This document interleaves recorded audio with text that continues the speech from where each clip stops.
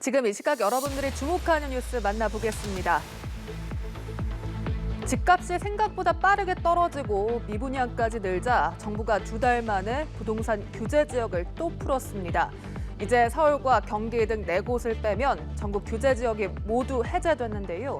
규제 지역 해제는 오는 14일 자정부터 효력이 발생합니다. 대출 규제 완화도 더 앞당겨져서 다음 달 시행하기로 했습니다. 자세한 내용 팽재용 기자가 전해드립니다. 올해 3번째 실시된 부동산 규제 지역 해제에서 정부는 수원과 안양 등 경기도의 투기과열지구 9곳과 인천과 세종시를 포함한 22곳의 조정 대상 지역을 14일 자정부터 해제하기로 했습니다. 서울과 과천, 성남, 하남, 광명만 부동산 규제 지역으로 남는 겁니다. 지난 9월에 이어 2달 만에 부동산 규제 지역을 또 푼 것은 고금리 영향으로 집값이 너무 빠르게 떨어지기 때문입니다. 과거 과도하게 상승했던 주택 가격의 일정 부분 하향 조정은 불가피하나 최근에 가파른 금리 인상 추세와 결합한 급격한 시장 냉각 가능성은 경계해야 할 것입니다. 부동산 대출 규제 해제 시점도 내년 초에서 앞당깁니다. 정부는 주택담보대출 비율 LTV 50% 일원화 조치를 다음 달 시행하기로 했습니다. 임차보증금 반환용을 포함해 15억 원 초과 아파트의 주택담보대출을 재개하고 무주택자에 대한 LTV 우대 한도는 4억 원에서 6억 원으로 상향 조정됩니다. 가계부채가 안정화되어 가고 있고 금리 상승 등으로 정책 여건이 많이 바뀌었기 때문에 대출 규제 정상화 속도도 당초 계획보다 높일 수 있다고 생각을 합니다. 정부는 거래 절벽이 건설사의 자금 경색으로 이어지는 것을 막기 위해 5조 원 규모의 미분양 주택 프로젝트 파이낸싱 대출 보증을 신설하기로 했습니다. 또 재건축 시장 최대 관심사인 안전진단 기준 완화는 다음 달 초에 내놓을 예정입니다. 정부는 이번 대책이 부동산 시장 연착륙을 유도하길 기대하지만 이미 급등한 데 이어 또다시 오를 예정인 금리를 감안하면 쉽지 않은 실정입니다. 연합뉴스TV 팽재용입니다. 롯데건설이 최근 계열사를 통해 1조 원을 조달했습니다. 부동산 금융 부담은 있는데 레고랜드발 자금 경색으로 외부 돈 조달이 어려운 탓인데요. 이렇게 계열사들이 롯데건설의 연일 자금 수혈에 나서면서 시장에선 자금 위기가 건설업계 전반이나 롯데의 다른 계열사로 번질지 주시하고 있습니다. 김동욱 기자가 전해드립니다. 롯데건설은 최근 한 달 새 계열사를 통해 1조 1천억 원을 조달했습니다.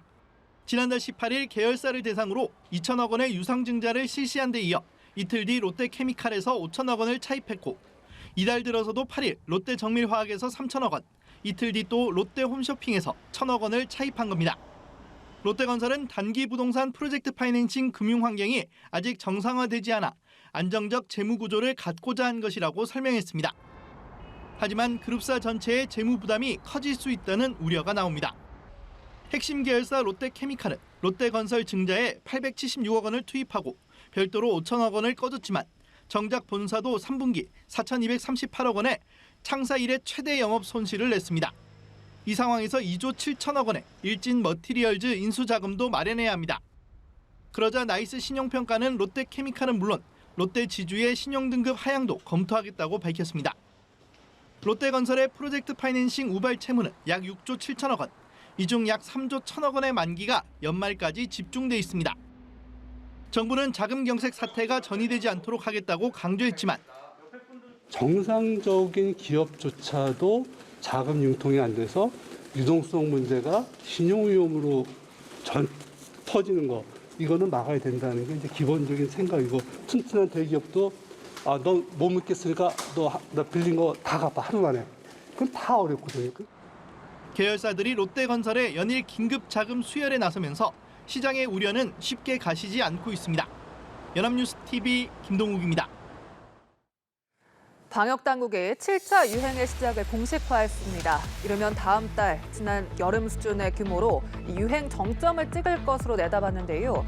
유행이 확산하면 위중증 환자와 사망자 수도 늘어날 수밖에 없죠. 하지만 백신 접종률은 여전히 저조한 상황입니다. 자세한 코로나19 소식 차승은 기자가 보도합니다. 코로나19 신규 확진자는 55,365명. 일주일 전보다 8,000명 이상 늘며 뚜렷한 증가세를 이어갔습니다.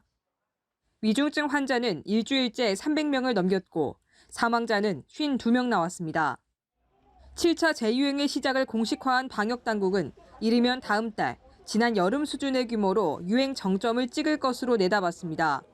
최대 18만 명 발생, 정점 주간의 일평균이 13만 명이었던 지난 여름철 유행 수준 이내로 발생할 것으로 예상됩니다. 유행이 커지면 위중증 환자와 사망자 수도 더 늘어날 수밖에 없지만 백신 접종률은 여전히 저조한 상황입니다. 동절기 계량 백신 접종률은 18세 이상 성인 대비 3.4%, 고위험군인 60세 이상 고령층은 겨우 10명 중 1명꼴에 그칩니다. 사회적 거리 두기가 사라지면서 개개인의 면역 정도가 더욱 중요해졌지만 이대로라면 피해가 커질 수 있다는 우려가 나옵니다. 지금은 여러모로 실외 마스크도 해제가 됐고 겨울철 산밀 환경, 밀폐된 실내에 다수가 밀집돼 있고 여름에 이제 유행 규모보다 커지거나 피해도 버금갈 수 있다고 생각이 됩니다. 방역당국은 백신 접종률이 높아져야 한다면서도 접종 참여 독려 외에 재고를 위한 대안은 찾지 못하는 실정입니다. 14일부터 시작되는 BA.2 변이 대응 개량 백신 접종도 적극적인 참여를 이끌어낼 수 있을지 미지수입니다. 연합뉴스TV 차승은입니다. 오늘 서울에는 올가을 첫 미세먼지 주의보가 내려졌습니다. 대기 흐름이 원활하지 못한 상황에서 희뿌연 먼지가 쌓였는데요. 호흡기 약하신 분들 주의가 필요합니다. 이번 미세먼지는 내일까지 이어지다가 다가오는 주말에 비가 내리면서 해소되겠습니다. 자세한 날씨 전망 김재훈 기자입니다. 청명했던 가을 하늘이 연일 잿빛으로 물들었습니다.